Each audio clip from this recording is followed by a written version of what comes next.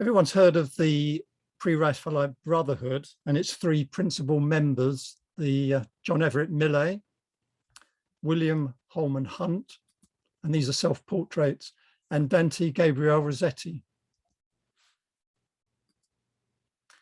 However, their wives, models, and even other women artists at the time are often forgotten or sidelined.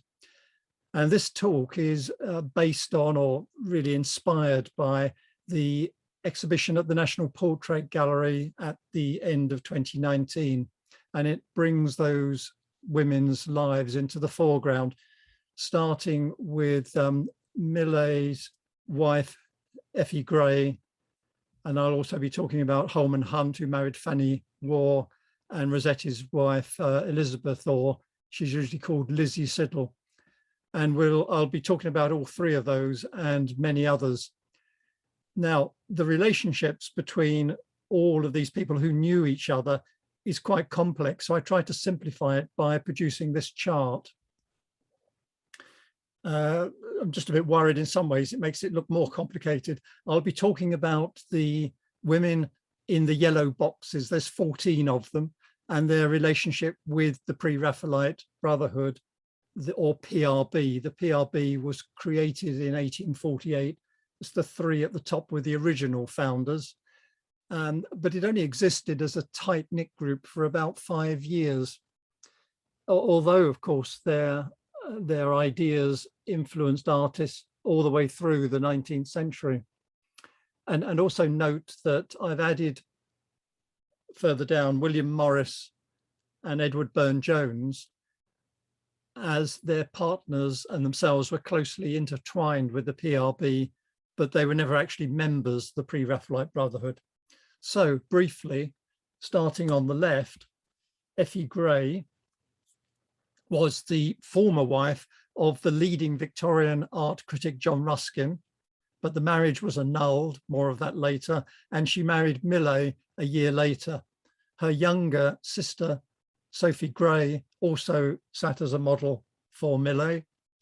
And another model that sat for Millay was Lizzie Siddal, who's modeled for a number of his paintings, but the most famous is Ophelia. And she also modeled and later married, of course, Dante Gabriel Rossetti, who used a number of models, but later painted Jane Morris, as you can see, the wife of William Morris. Now, his sister was Christina Rossetti, who I'll talk about later.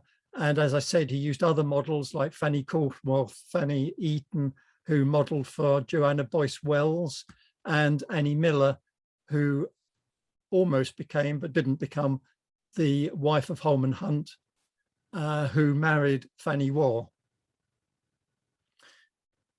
Moving down, Annie Miller, in the center, Georgiana Burne-Jones was a friend of William Morris and the wife of Edward Burne-Jones.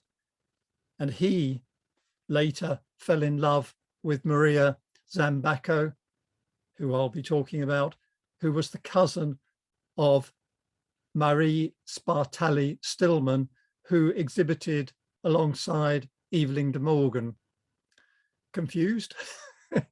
Don't worry, I'll be taking you through each person one at a time. And what I'm doing here is I'm just showing you how it's a very close-knit and intertwined world. So let's get started with the first person on the left, Effie Gray. This portrait was commissioned by John Ruskin's father from an artist called Thomas Richmond for £20. And Effie commented on it. "It is the most lovely piece of oil painting, but much prettier than me." And she told her mother, "I looked like a graceful doll." But John and his father are delighted with it. And she meant John Ruskin, not John Millay, who she hadn't yet met. 22 years later, when she had married Millay, she painted this portrait. He painted this portrait of his wife when she was in her 40s. And it was a few months after she'd given birth. It was a still birth of their 8th and what was to be their last child. And this portrait hung in the breakfast room of their Kensington mansion. Through his art and with Effie's support and management, she played an important part in this, he became one of the wealthiest artists, and in fact, one of the wealthiest people in the country. And it was in 1873 that they had this house built at 2 Palace Gate in Kensington. It's still there.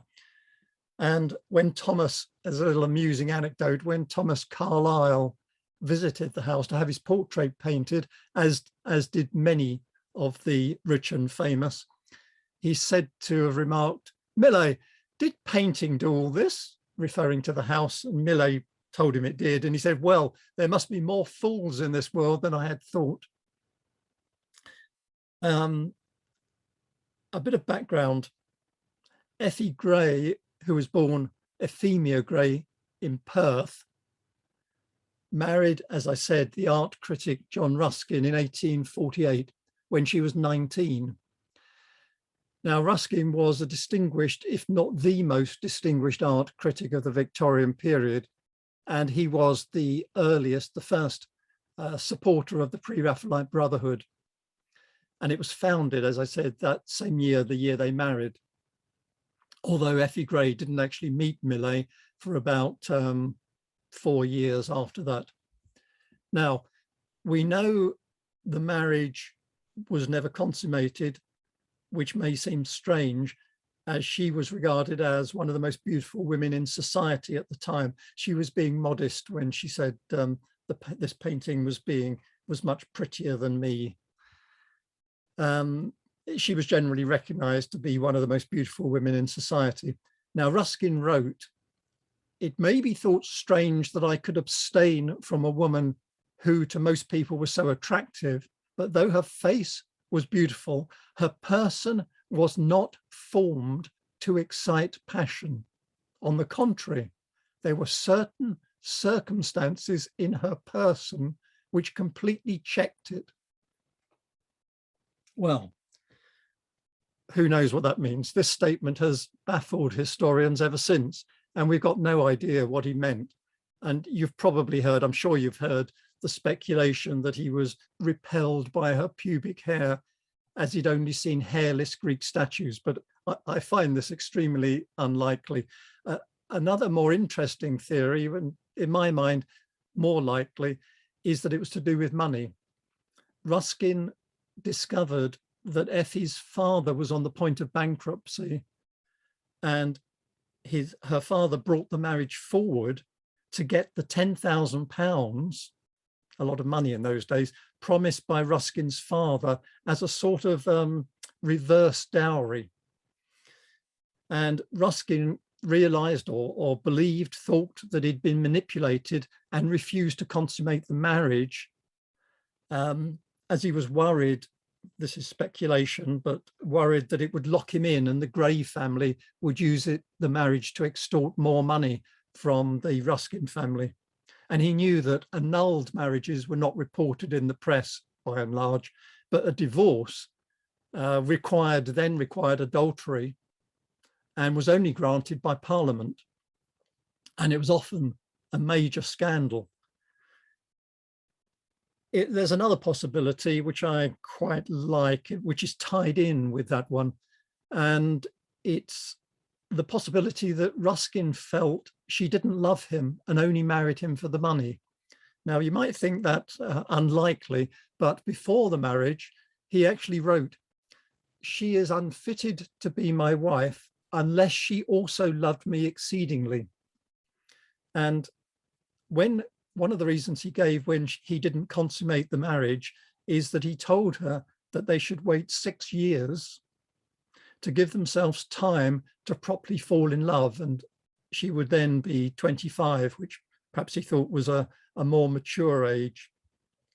However, sort of against that theory in a way, when they traveled abroad, which they did often, Ruskin went out of his way to push Effie into attending events such as balls, which he never attended. He stayed at home and worked. And it's been speculated that he hoped she would meet a handsome young man and have an affair and could then be blamed for the divorce. I don't know. He may have just wanted her to have a good time. But in Venice, just to show you how attractive she was, potential suitors fought over her just for the right to dance with her. And one was actually killed in a duel fighting over her. But although Ruskin may have wished it, there was no adultery. In the meantime, Ruskin had become close friends with Millais and suggested Effie, then of course Ruskin's wife, model for Millais' painting Order of Release, a fitting title perhaps in the circumstances. Ruskin then invited Millais and his brother to go with him and Effie on a holiday to Scotland, where Millais painted a full-length portrait of Ruskin. That was Ruskin's idea of inviting him, so he could paint the portrait there. It was clear to Millais that Effie was unhappy. They talked, and on the holiday, Millais and Effie fell in love with each other. Millais discovered her marriage had not been consummated, and Millais' family arranged for Effie to run away, and the marriage was then legally annulled, and she married Millais a year later in 1855 and became his model wife and manager. An example of her modeling for him after the marriage. This is the Eve of St. Agnes. I'm showing this because it's a less well-known painting, but an important painting in the development of Millais' career. Just as background to explain why it's called the Eve of St. Agnes, which is the 21st of January, and it's allegedly, mythically, it was the night when a woman would see her future husband in her dreams if she followed certain rituals. And Millais shows the heroine of a poem written by John Keats called The Eve of St. Agnes, and the heroine is Madeline, and here she is in the act of undressing for bed. That's her dress round her ankles, suddenly transfixed by a sense of anticipation. Now, Millais took great care to set up the scene, which was at Knowle Park, which you probably know is the Jacobean mansion in Sevenoaks, or near Sevenoaks, Kent. He took Effie along and posed her in a freezing cold room, standing in front of the bed in which James I was said to have slept. And following the Pre-Raphaelite convention of precise representation, he posed her every night for 3 nights so that he could catch the moonbeams falling across her body at exactly the right angle to produce this lattice window effect. Interesting point is that in his biography, which was written by his son, he says that when they got back from Knowle, the figure of Madeline had to be altered, which I believe he did to hide his wife's identity and avoid any negative social reaction about this slightly erotic image of a, certainly at the time, of a woman undressing, just about to undo her bodice, her corset.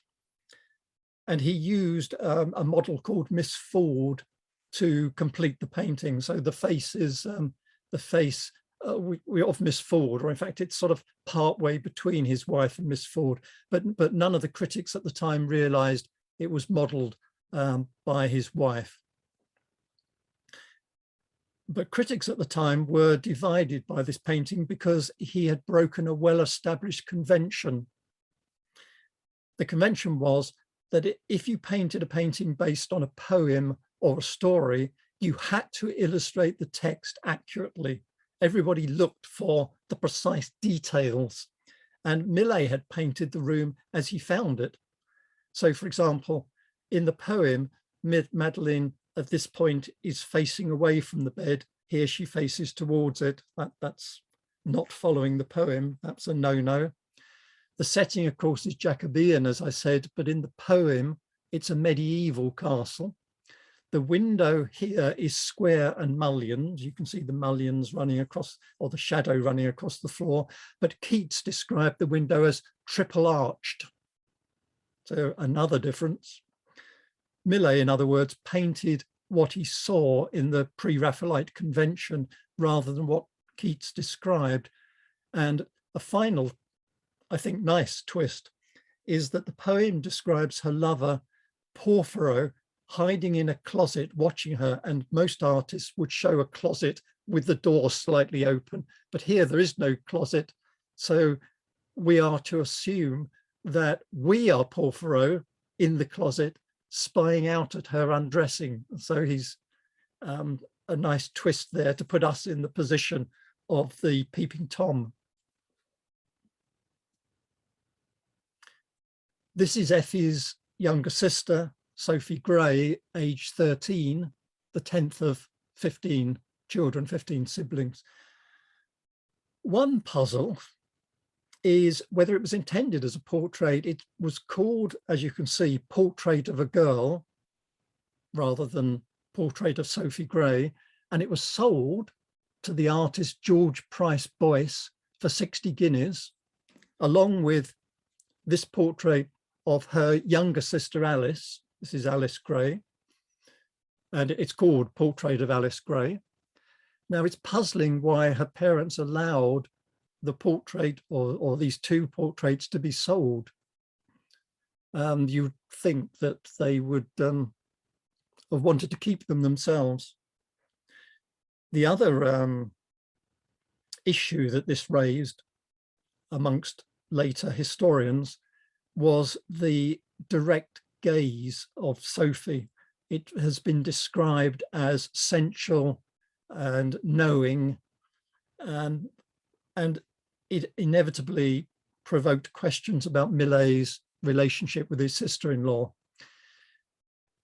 Women of this period weren't ever portrayed as looking directly at us in this confrontational manner. It was unacceptable to Victorian society. Incidentally, Alice, of course, is looking at us, but that was perfectly acceptable as she was a child. But Sophie, although she was only 13, was seen to be a young woman, completely different. And it's rumoured, historians have found that some letters which suggest that Effie sent Sophie away, but we know her parents continued to allow Millais to chaperone her. So my feeling in all of this, it's just historians creating a story, and that there was no secret relationship between Millais and his sister-in-law. Sophie, incidentally, suffered greatly later. She suffered from anorexia nervosa. She became obsessed with piano playing. It's all she would do. She lost the ability to speak. She became incoherent. She was placed into care and died when she was just 39.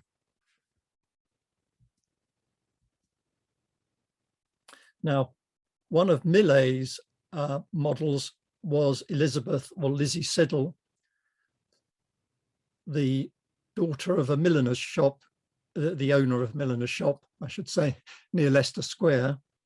And in December 1849, she was spotted by another friend of the Pre-Raphaelites called Walter Deverell, and she posed for him. He boasted about her and introduced her to William Holman Hunt and John Millais, and she posed for them as well. She was Millais' model, as I've already said, for Ophelia, before becoming Rossetti's model, full-time model, and muse.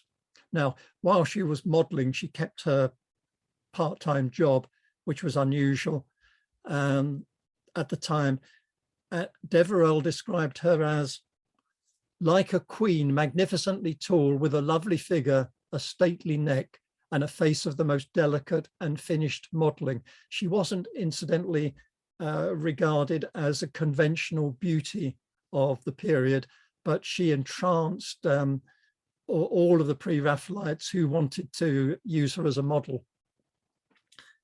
And as well as modeling, she started to, as soon as she became a model for Rossetti, I assume he started to teach her to draw, and she became an aspiring artist who was financially supported by John Ruskin.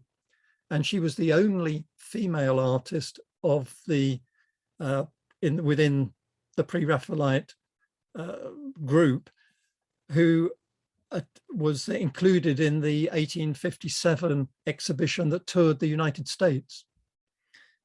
And the exhibition included this work, Pippa Passes, the drawing on the right.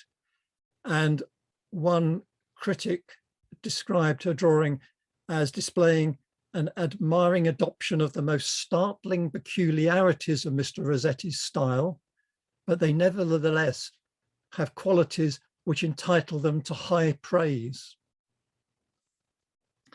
Now, following a very long engagement, it was about 10 years, she married Rossetti in 1860. The following year, a daughter was stillborn, leading to postnatal depression. And then she died from an opiate overdose 2 years after the marriage in 1862. We believe that it was suicide, but the suicide note was destroyed by Ruskin to hush it up, as it was it would have been a scandal socially. Now, she was buried with the only copy of Rossetti's latest poems, but as an indication of his love for her, but he exhumed the body 7 years later to retrieve them. That was difficult to do because it required permission of the Home Secretary at the time, but the Home Secretary was actually a friend of the Rossetti family. Remember, Rossetti's father was professor of Italian at King's College and very well connected. It was carried out at night. Rossetti, I don't believe, attended, and it was kept secret, the exhumation, until after Rossetti's death. He retrieved the poems and published them. Pippa Passes, incidentally, or Pippa Passing the Loose Women, is based on some lines from a poem by Robert Browning of the same name, in which just to explain, the virginal heroine encounters a group of prostitutes discussing their lovers, and in the poem, the four girls are sitting on the steps of a cathedral and chatting and make fun of Pippa as she passes.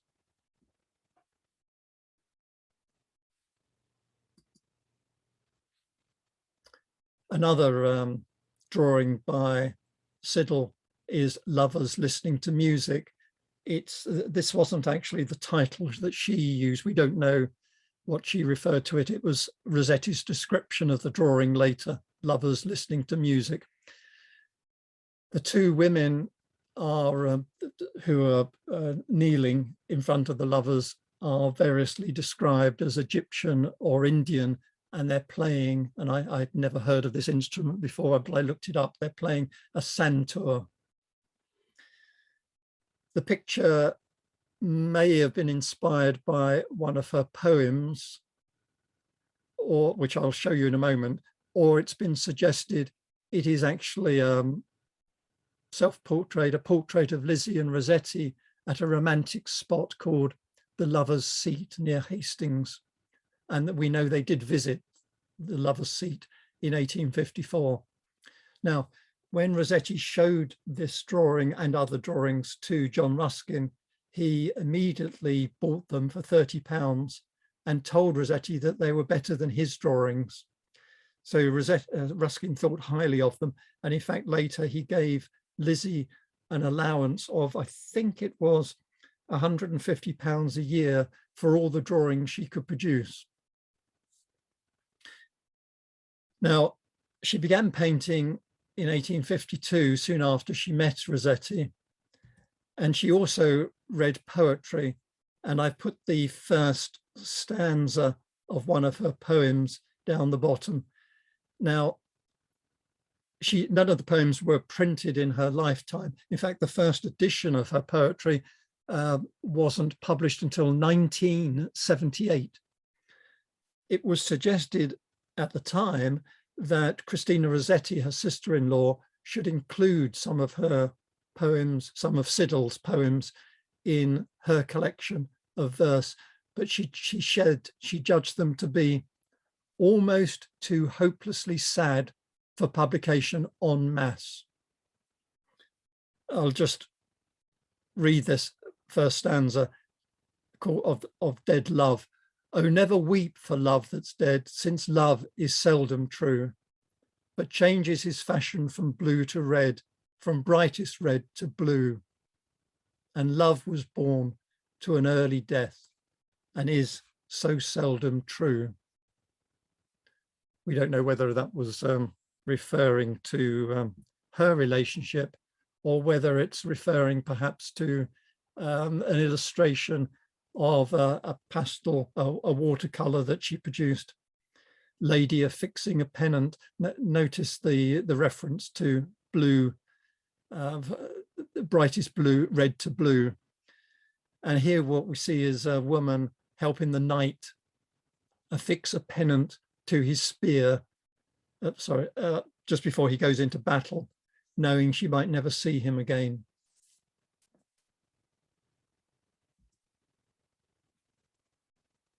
The Rossettis were a very creative family. As I said, the father, who was an exiled Italian, became professor of Italian at King's College and was an expert on Dante, which is why his son is called Dante Gabriel Rossetti. Dante Gabriel Rossetti was obviously an artist. His brother, William Michael, was a writer and critic. His sister, shown here, is Christina Rossetti, the famous poet, one that's been described as one of the greatest poets of the 19th century. She had a sister who, there was another daughter who entered an Anglican convent.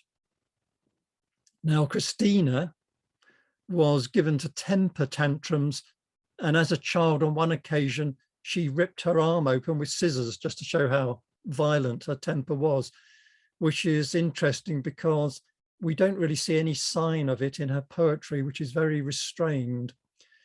Her first work was published when she was 16 and very well reviewed. And in fact, it launched her literary career, which started when she was 16.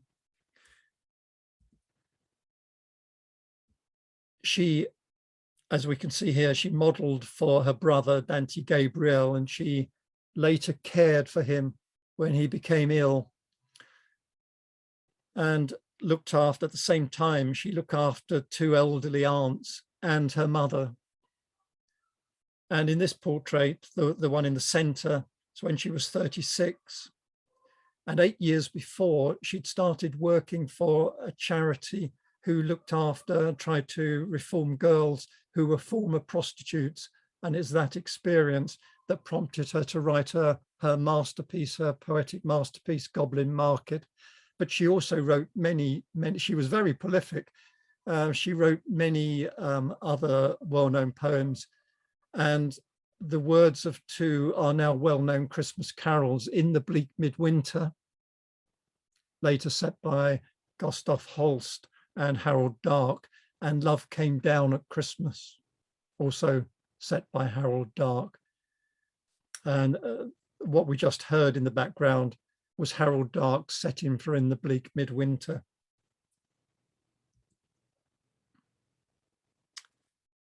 Lady Lilith, it's by Rossetti.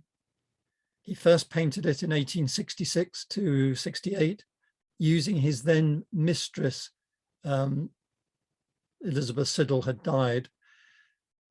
His mistress, who first became his housekeeper, Fanny Cornforth, and then a few years later, 72 to 73, he altered the painting to show the face, using the face of Alexa Wilding, another of his models, at the request of his patron, Frederick Leyland.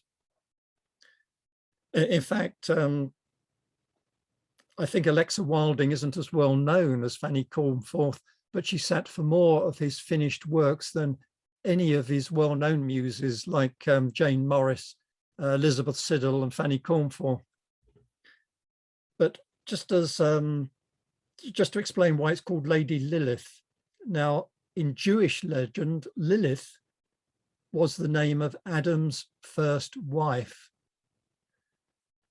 And Lilith has become in Western culture symbolic of a sort of bewitching sexuality. There's in some stories, she absconds with children like a witch. So she's a sort of femme fatale. But the legend is actually much older. It goes back to the earliest cuneiform records we've found in the Mesopotamian city of Sumer. And according to legend, Lilith, who I said was created the same time as Adam, this is before Eve, refused to be subservient to him. And so they parted. She isn't mentioned in most translations of the Bible, or I should say that in the King James's Bible, her name is translated as screech owl. It was an attempt by the translators to translate a word they didn't understand, they didn't know. Lilith is also mentioned, by the way, in the Dead Sea Scrolls. But coming back to Fanny Cornforth on the left was born Sarah Cox. Her father was a blacksmith, and she was found by Rossetti in the Surrey Pleasure Gardens. I think, in fact, she went up to him.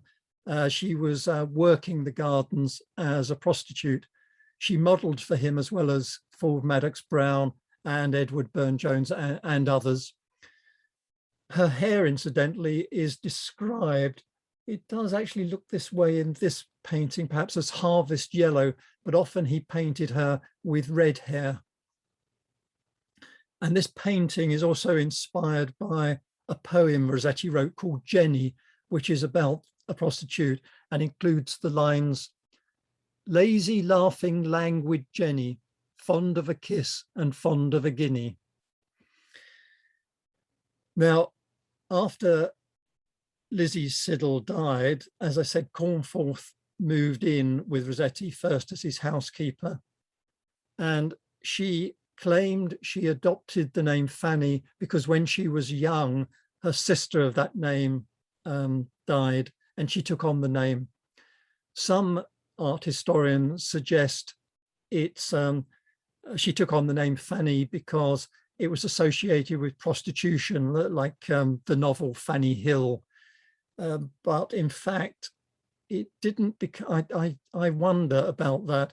It didn't become strongly associated with prostitution and the other associations in Britain, at least, of the word Fanny, the cruder associations, until the end of the 19th century.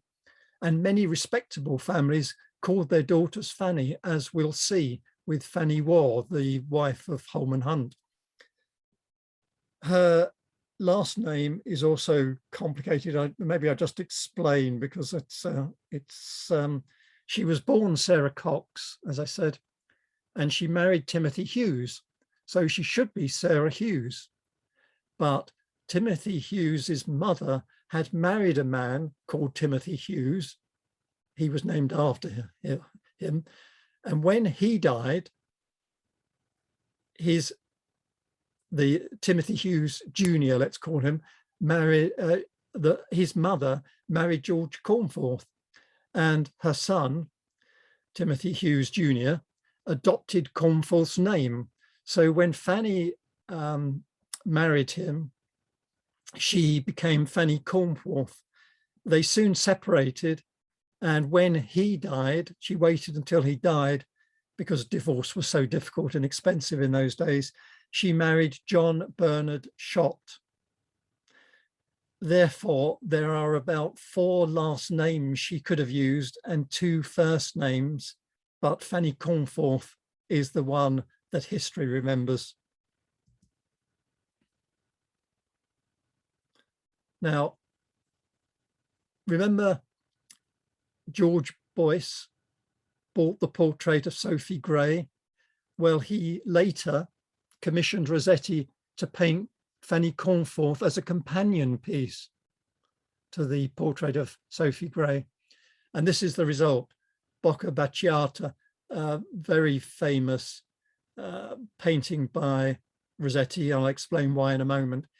It means kissed mouth, and it's the title Bocca Baciata is from an Italian proverb which translated means a kissed mouth does not lose its freshness but renews itself like the moon. And it's from the last line of Boccaccio's Decameron, which Rossetti would have known well, probably memorized it, knowing Rossetti. This painting is important because it's described as the first painting of the aesthetic movement. And it's not a portrait, it's not intended as a portrait. It doesn't make a moral point. It represents female beauty, and the aesthetic movement maintained that the sole purpose of art was the representation of beauty and nothing else. They use the phrase you probably have heard of, art for art's sake. That's what it means. Art is an end of itself, and its only goal is the representation of beauty. And so this, as I said, is often regarded as the first painting of the aesthetic movement. Now, Rossetti added a number of symbols, such as the marigolds, the apple, and that suggests that we should perhaps interpret it like a coded message. I'm not sure that's the case, but conventionally in the Victorian flower language, a marigold meant or signified grief and pain, and the white rose in her hair, innocence, and the apple, various symbolisms, but it often represented temptation, as in the Christian symbolism. One interpretation, therefore, you could read this as meaning that the beauty of the woman tempts us, and that even though she is innocent, it leads to grief and pain, or some combination of those ideas. So Rossetti broke new ground with this painting.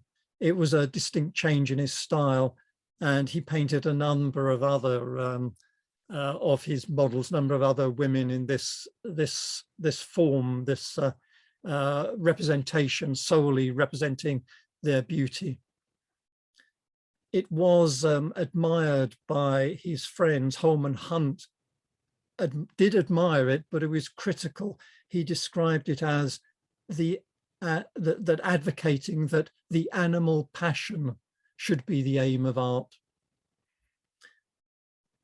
It raises a lot of questions about the femme fatale. One of the tropes of Victorian artists, one of the themes was the dangerous woman who seduces and ensnares her lovers.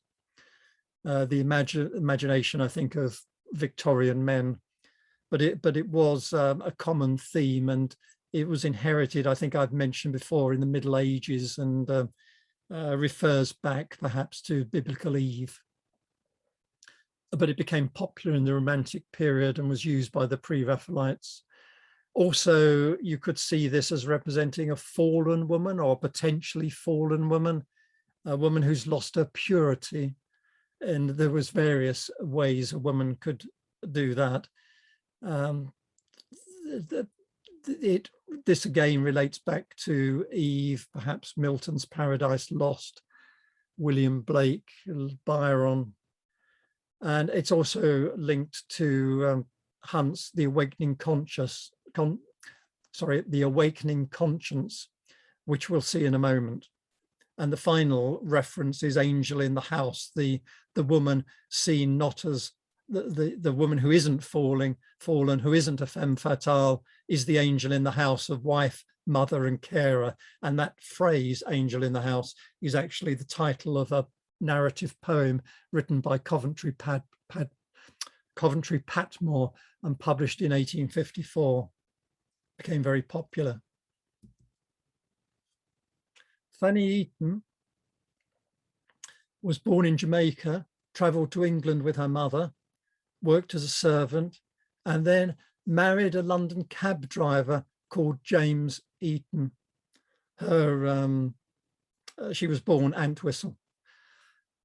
Now, she modelled for Rebecca Solomon, you see on the right here, and she also modelled for Rebecca's brother Simeon Solomon, and also another artist, Albert Moore. And she then modelled for students at the Royal Academy, and she became a favourite model for many artists who wanted to represent what they called an exotic female character, who could be a biblical character, Egyptian or Indian, any scene. So on the right, she's intended to represent an Indian nanny, because British families often, during the colonial rule, often used Indian nannies that they brought home with them. And the Rebecca Solomon, the Solomon family was an artistic family, and Rebecca was a friendly rival to Joanna Boyce Wells, who I'll show you more of her later. The drawing of Fanny Eaton by Simeon Solomon is one of the earliest we have of Fanny Eaton, who became, as I said, a well-known model and appears in many drawings and paintings of the period.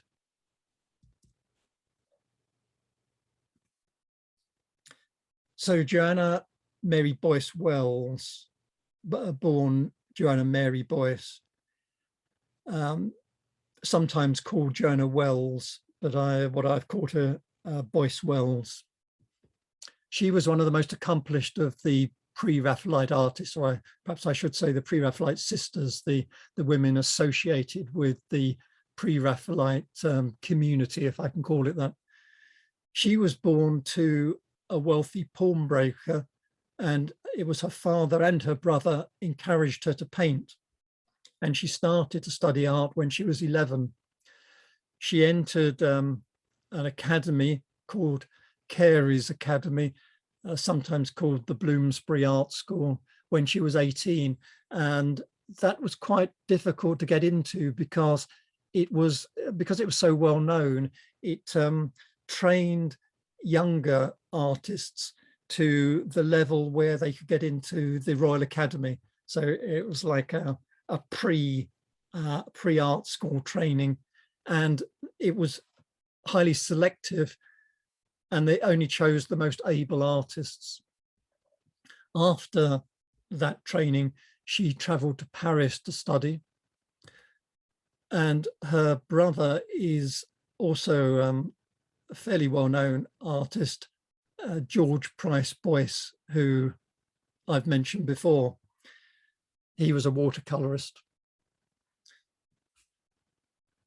Now, this work, Elgiva, or sometimes called Elgiva, I tend to call her Elgiva, was the first that Boyce Wells exhibited at the Royal Academy in 1855. When she was just 15, she received glowing praise from the critics, including John Ruskin, which counted for a lot in those days. Ford Madox Brown, the artist, declared it the best head in the room. And what it is, it's an imagined portrait of an Anglo-Saxon queen called Elgiva, who was sadly forcibly divorced, disfigured to destroy her beauty, and finally murdered. Boyce spent 1857 in Italy, and in Italy in December of that year, she married the miniaturist Henry Tanworth Wells, who later became a Royal Academician. Of course, Joanna Boyce Wells couldn't become an academician because after the Royal Academy was founded by founders who included 2 women. Women weren't allowed to become academicians. But they could exhibit at the summer exhibition of the Royal Academy.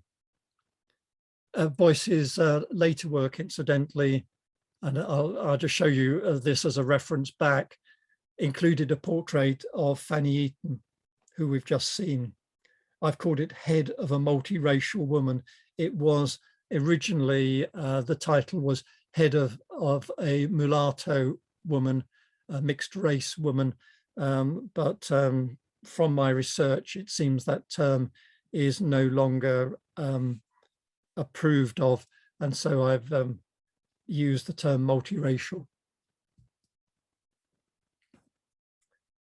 Another portrait, this time of her second child, Sidney, while he was still less than a year old. Must have been difficult to draw him, to keep him still. And this, of course, is a highly personal work, and it's quite small. It's about the size, you can see it's 27 by 25 centimeters. It's made especially poignant by the fact that Joanna died when she was 29 and Sidney died 8 years later when he was 10. Gretchen, which he painted in 1861, refers to the central scene of Faust, the tragic play published by the German writer Johann Wolfgang Goethe. Now, in the play, Gretchen, who becomes confused, is seduced and made pregnant by Faust and seeks solace in a church, which is what we see here. We think the sitter for this work was probably her nursery maid, and women artists found it very difficult to obtain models at this time. But she did establish a reputation for painting portraits as well as genre scenes, subject scenes, and landscapes. And she also wrote art reviews for the Saturday Review. In other words, she had become a successful and much sought after artist. Now, when she was pregnant in 1861, she began painting Gretchen and died shortly after the birth, which is why, you may be wondering, it's why the picture was left unfinished. The baby didn't die. It was a baby girl who lived and was given the name Joanna after her.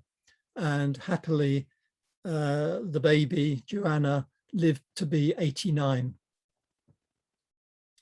Now, at the time of her death, contemporaries, Dante Gabriel Rossetti, for instance, described her as a wonderfully gifted woman, and another obituarist wrote at the time describing her as a genius. And her art has been highlighted in exhibitions up to the present day, so she's still a well-regarded artist, and many historians believe her reputation would have been much higher but for her early death at the age of 29.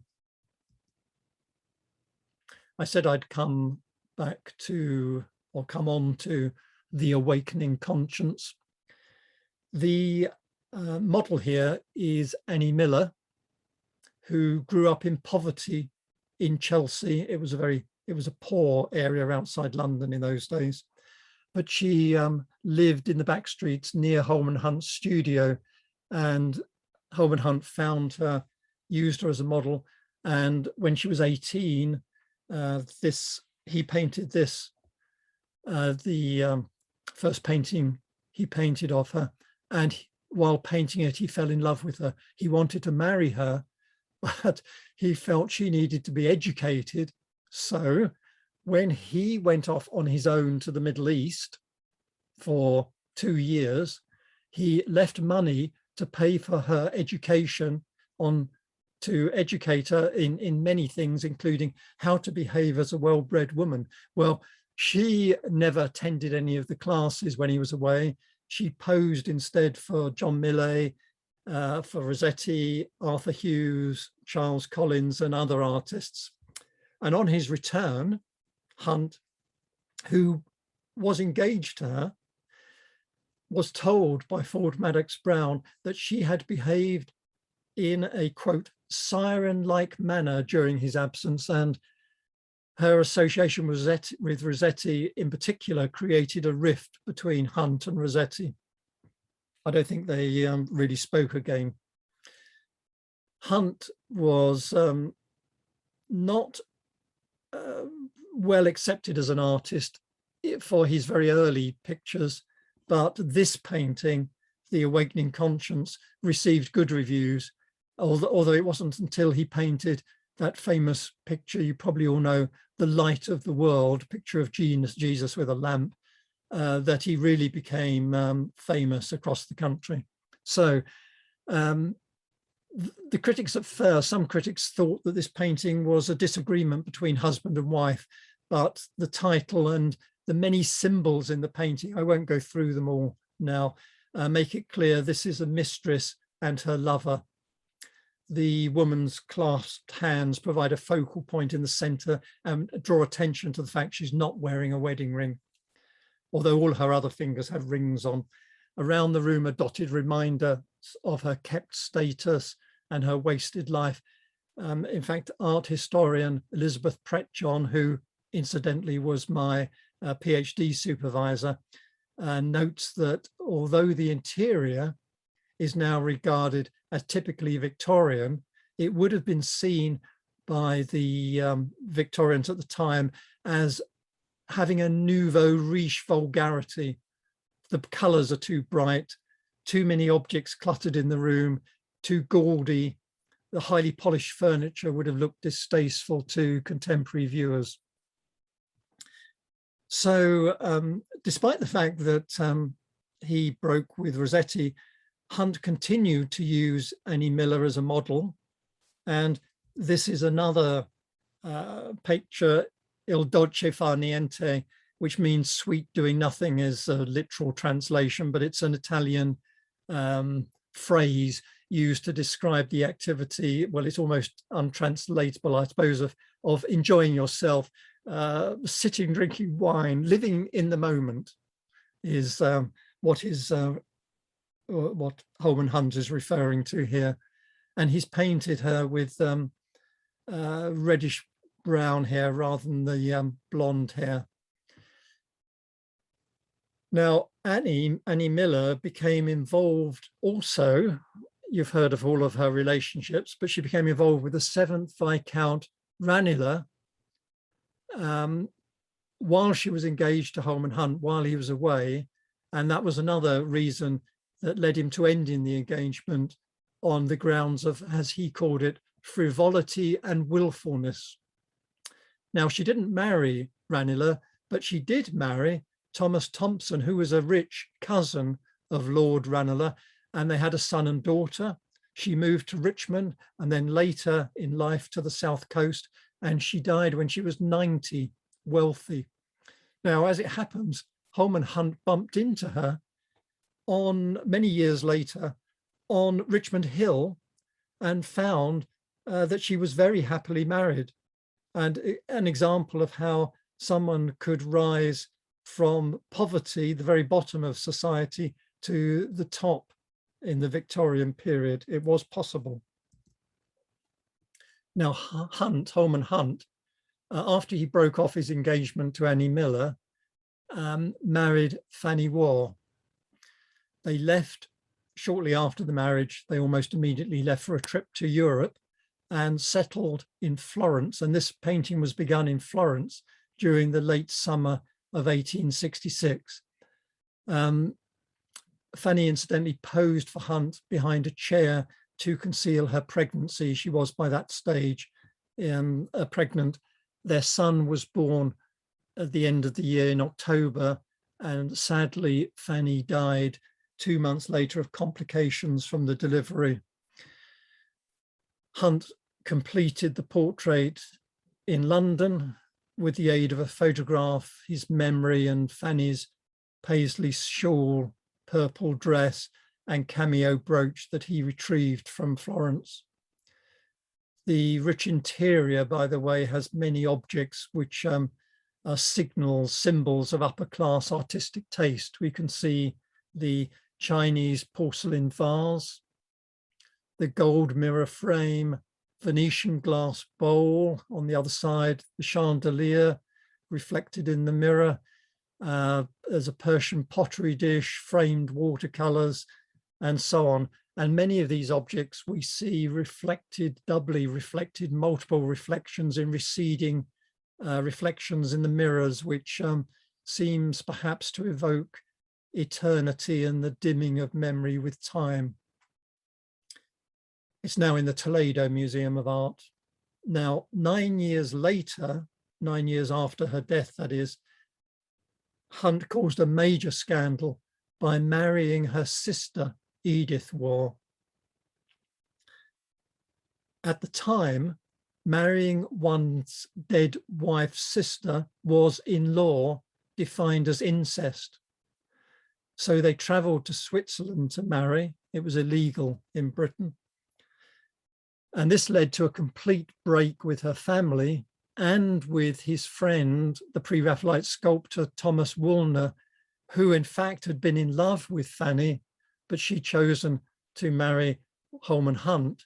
And Thomas Warner married the middle sister, Alice War. Incidentally, if you're wondering about the name War and whether it's related to Evelyn War, the novelist, yes, it is. One of the three sisters' brothers, Alexander, became a country doctor. In fact, he was known by the family as the Brute, as he bullied his wife and children. But his eldest son, Arthur, was the father of Evelyn War, the novelist. This is Proserpine by Rossetti, modeled by Jan Marsh. And according to one myth, Proserpine, who incidentally is sometimes called Proserpina or Persephone. In fact, I usually call her Persephone. She was the daughter of Ceres, C-E-R-E-S, the goddess of fertility and agriculture.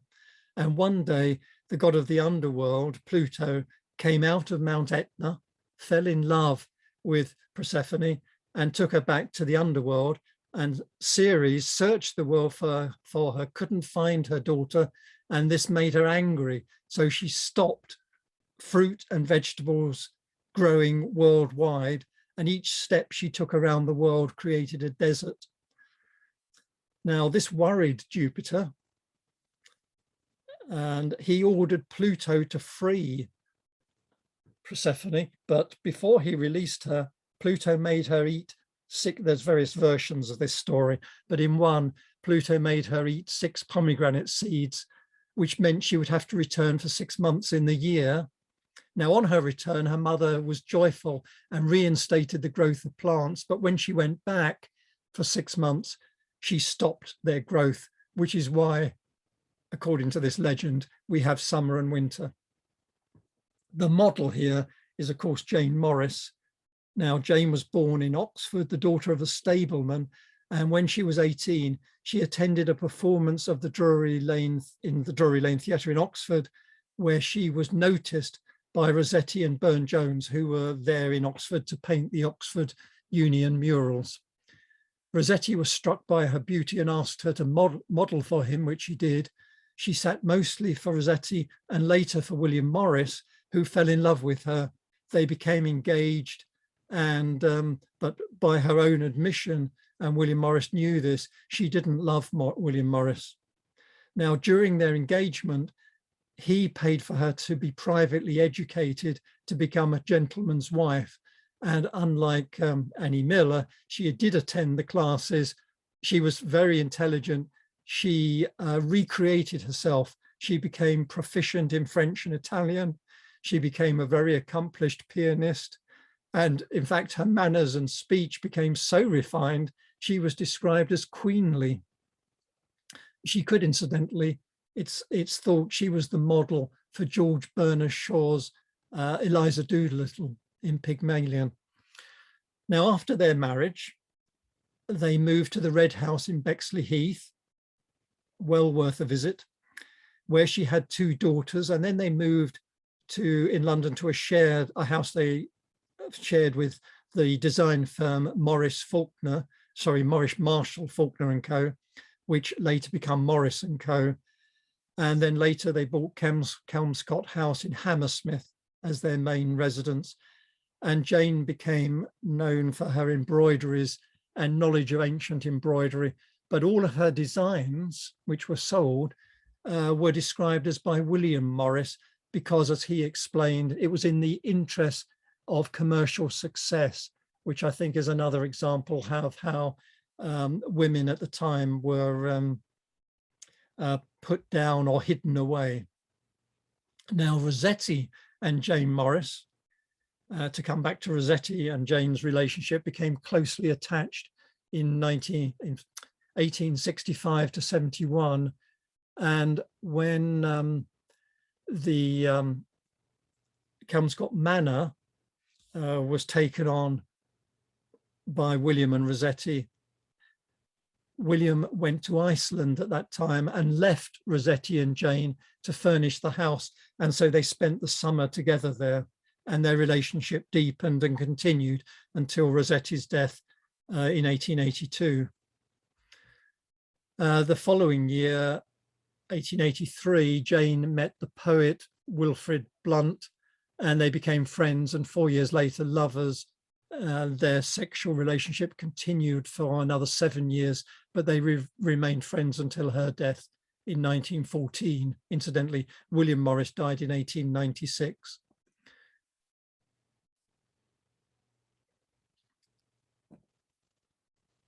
Georgiana Burne-Jones was born MacDonald to a Methodist minister in Birmingham, and she was a painter and engraver. Painted this dead bird when she was 17, trained at the School of Design in London. Incidentally, the bird reflects a strong interest in natural history, which was a common pursuit for educated young women. And she progressed her study. She studied with the painter Ford Madox Brown. She was one of the famous MacDonald sisters, and so and they married. She was the aunt of Rudyard Kipling, for instance, aunt of Prime Minister Stanley Baldwin, became close confidant of George Eliot, William Morris, and John Ruskin. And her son, Philip, became a famous painter. Now, she met Burne-Jones, or when they met, he was Ned Jones, in Birmingham when she was 15. They became engaged and married when she was 19. They had very little money, but they did spend a summer in the Red House that I mentioned that William and Jane Morris lived in, and they invited them to stay with them for the summer. Their first child caught scarlet fever when he was 2, and she caught the disease, and that caused her to miscarry her second child, but Philip survived. Now, in the 1870s, it was a difficult decade for the Burne-Joneses, and Edward had many poor reviews, but he then began a passionate affair with the Greek model Maria Zambacho, and this became a public scandal bordering on farce, because she tried to commit suicide when he wouldn't leave his wife by jumping into Regent's Park Canal, but all that happened is she got a bit wet. This second portrait of Georgiana was when she was 43, and it shows her reading a herbal with her 2 children in the background, the ones I mentioned just now. Margaret was born in 1866, so she's about 17, and looking at Philip, who was then about 22, painting, and he went on to become a well-known artist.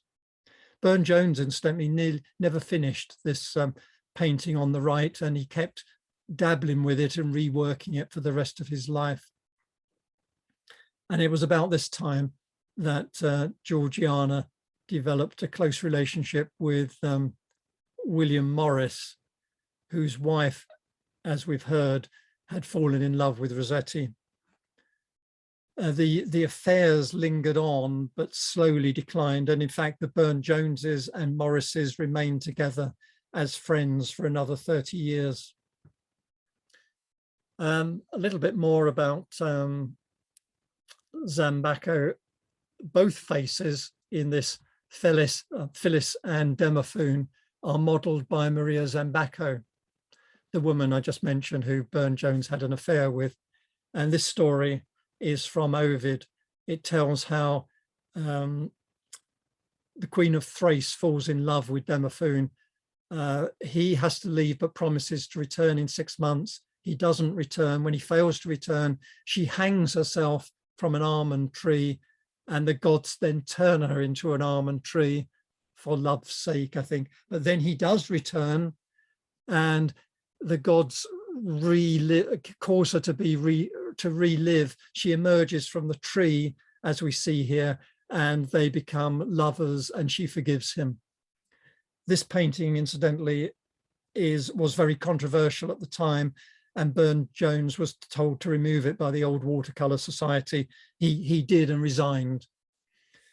It was both because of obviously the exposed genitals in the exact centre, but also because of his affair with Zambacho and the attempted suicide, which happened to become public knowledge at exactly the time that this was exhibited. Now she, Zambacho, was extremely wealthy. She was a sole child, inherited her father's vast fortune when she was 15. And she was also, I haven't mentioned this, she was also a talented artist who studied at the Slade and then in Paris under Auguste Rodin. And she exhibited at the Royal Academy and the Paris Salon and worked as a sculptor in the 1880s. This is another portrait of her. And this is one of the medallions, one of 4 medallions that she donated to the British Museum. And this is a medallion, a portrait of Marie Stillman, who I'll come on to next. Marie Spartali Stillman was a cousin of Maria Zambacho. And together, incidentally, with another cousin, they were known as the Three Graces, after the charities of Greek mythology because of their beauty. Now, Spartali also studied with Ford Madox Brown, and he became her mentor, her lifelong mentor. Her pictures were exhibited from about 1867 when she was 23. And her father didn't want her to sell them, but she insisted on selling them. The reason he didn't want her to sell them is because it was they were extremely wealthy family, and he thought it would bring shame on the family because it would appear she had to earn her living from selling paintings, which she didn't. But anyway, she continued to sell them. And in 1871, she married an American journalist called William Stillman. And because he was a foreign correspondent, they traveled a lot around Europe, and they lived in Greece and Italy for extended periods. Her closest friends were Rossetti, Burne-Jones, and Jane Morris. And from 1877, she exhibited at the Brand New Grosvenor Gallery. Now, when she was working in Florence, she was influenced by the Italian art, and this picture by Rossetti illustrates a poem by Dante called Madonna Pietra, which means My Lady of Stone, of the same title as her painting. Both show, or intended to show, a cold, heartless woman, as described in Dante's poem. Utterly frozen, no more moved than is the stone, is from the poem. Another work by Stillman, Spartali Stillman, is Love's Messenger, where a dove has carried a love letter to a woman standing by the open window.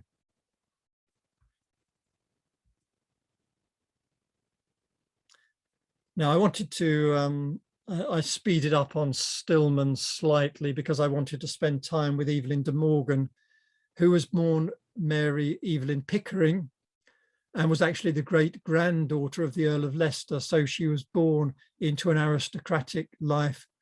Her uncle was the painter John Rodham Stanhope Spencer.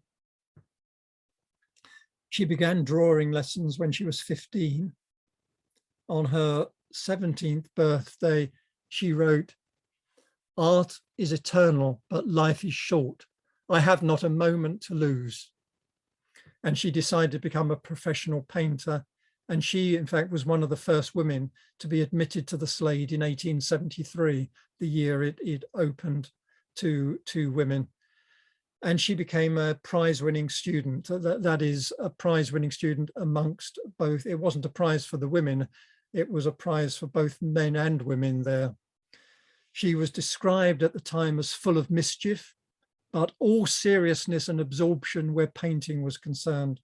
Incidentally, she decided to use her middle name, Evelyn, as it was then a name used by both men and women, so it wouldn't draw attention to the fact that she was a woman, as her first name Mary would have done.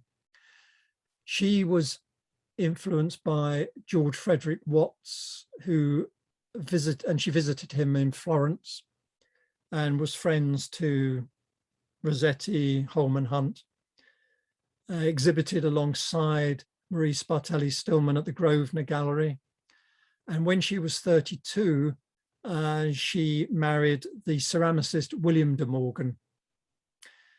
And they built a close professional relationship. But it's interesting that it was her art sales that subsidized his pottery production.